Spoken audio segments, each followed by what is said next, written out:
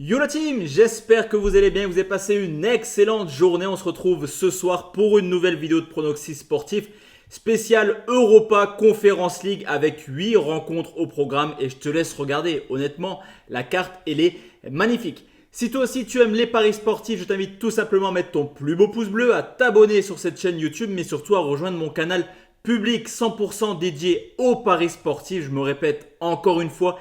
Mais sur YouTube, et j'insiste dessus, ce ne sont que des avis. Je vais te sortir les 8 matchs qui, à mon sens, sont les plus séduisants. Je vais donner mon avis sur les 8 rencontres. Mais c'est vraiment sur Telegram que je t'envoie mes bêtes perso. Hier, encore une fois, Angers-Caen. Angers marque au moins 2 buts côté 1,91.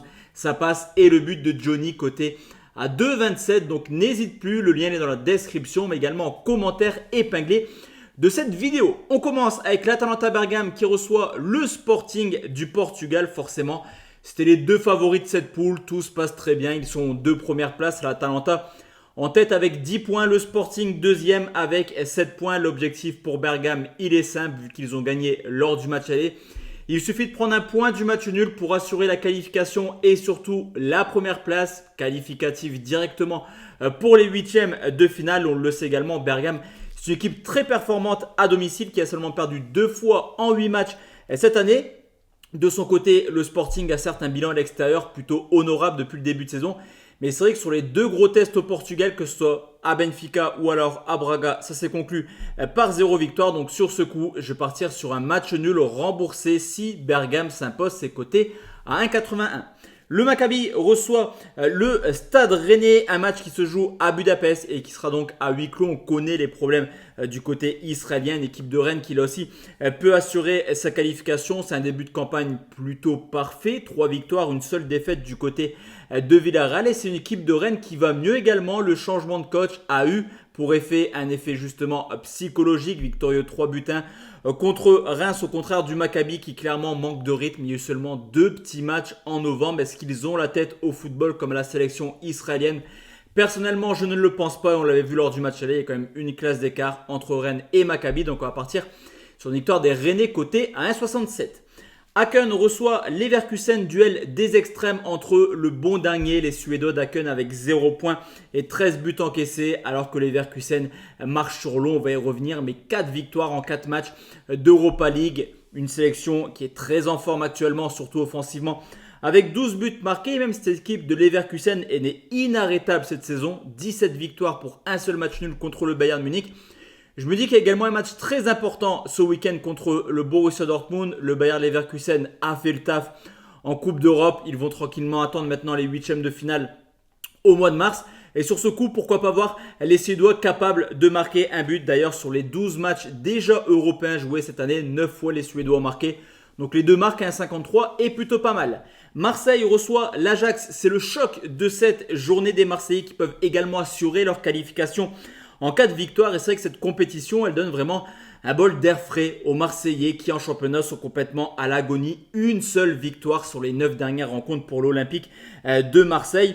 On le sait également, la réception elle sera plutôt hostile de l'Ajax. On a vu encore une fois Marseille perdre des points bêtement ce week-end, alors que du côté de l'Ajax, tout va mieux actuellement. Là aussi, depuis le changement de coach, l'Ajax enchaîne les victoires. Mais est-ce qu'ils vont mettre réellement leur équipe type sur cette rencontre? On peut se poser la question, c'est quasiment terminé pour eux. Il reste un infime espoir, il faut absolument s'imposer. Donc à voir, est-ce que l'Ajax va jouer le jeu ou pas? S'il ne joue pas le jeu, l'OM est plutôt favori à domicile. S'il joue le jeu, je trouve quand même qu'il y a value bet sur nul ou Ajax. Donc sur ce coup, j'attends les compositions d'équipe pour te donner mon bet sur mon canal Telegram. Toulouse contre l'Union Saint-Gilloise, c'est exactement comme Nantes et Toulousains, je dis depuis le début de saison. C'est-à-dire qu'en Ligue 1, c'est catastrophique. Encore une fois, une défaite contre Nice 1-0. Mais en Coupe d'Europe, c'est une équipe qui met beaucoup d'énergie, victorieux contre Liverpool sur le score de 3 buts à 2. Là aussi, en cas de victoire, Toulouse serait qualifié au pire des cas en 16e de finale. Donc c'est quand même une très belle performance pour les Toulousains qui ont clairement leur destin entre leurs pieds, on va dire. Mais attention à cette équipe de l'Union Saint-Gilloise qui monte quand même en compétence depuis quelques années. On l'avait vu l'an passé déjà en Coupe d'Europe. Là, c'est un peu plus timide, mais en cas de victoire, l'Union dépasserait également les Toulousains. Quoi qu'il arrive, on devrait avoir un match prolifique. On le sait, Toulouse est très joueuse et les Belges également. Donc sur ce coup, un plus de 2,5 à 1,62. Villarreal contre le Panathinaikos, deuxième avec un match en moins. Là aussi, Villarreal peut se qualifier En cas de victoire, une équipe qui avait perdu 2 buts à 0 lors du match aller, qui avait été complètement inexistante. Et c'est vrai que les Espagnols, c'est un petit peu comme le FC Séville, on en avait parlé dans la vidéo Ligue des Champions, ils sont vraiment en souffrance. Cette saison, il y a eu une victoire ce week-end, mais bon, c'est pas forcément la folie, même à domicile, c'est pas emballant, on va dire, les résultats. Alors vous me direz, le Panathinaikos, c'est pas mieux, c'est une équipe qui enchaîne les contre-performances, une seule victoire en 5 déplacements européens, mais sur ce coup, je me dis qu'on pourrait avoir une petite surprise. Je ne vais pas prendre la victoire de Villarreal, mais je vais prendre nul remboursé si Villarreal côté 1,71. On enchaîne avec 2 rencontres de Conference League. Ljubljana qui reçoit le LOSC, leader de la poule avec un seul point d'avance sur Bratislava. Forcément, il y a obligation de victoire pour les Lillois qui auront à cœur de terminer premier. Je vous l'ai dit tout à l'heure, mais il y a quand même une différence entre être premier et qualifié en 8e ou être deuxième et devoir passer par des barrages en 16e de finale. Donc Lille a également clairement son destin entre ses pieds. 2 victoires pour finir la compétition et ils termineront premier. Surtout que Bratislava et juste derrière, donc le moindre faux pas fait passer Bratislava en tête de cette poule. Et sur ce coup, on l'avait vu lors du match aller également, les Lillois avaient été plutôt au-dessus en s'imposant sur le score de 2 buts à 0. Si Lille joue sérieusement, et je pense que ce sera le cas, ça le fera tranquillement. Victoire de Lille à 1,62. Enfin, la dernière rencontre, c'est Aston Villa qui reçoit le Legia Varsovie, défaite 3 buts à 2.